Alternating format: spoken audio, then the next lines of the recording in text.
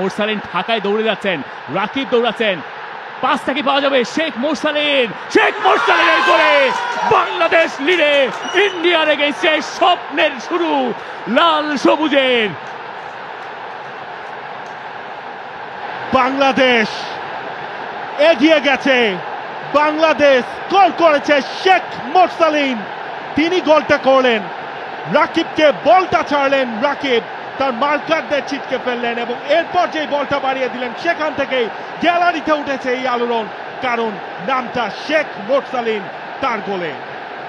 Classic counter attack এবং সেই দুজন মিলেই কম্বাইন করলেন রাকিব এবং মোরসালিন।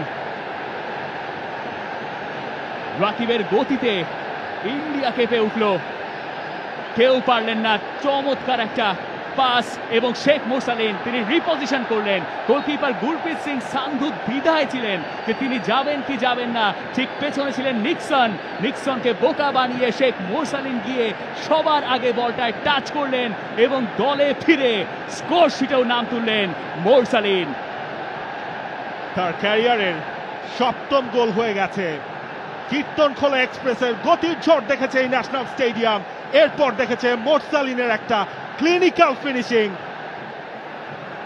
নাম্বার 7।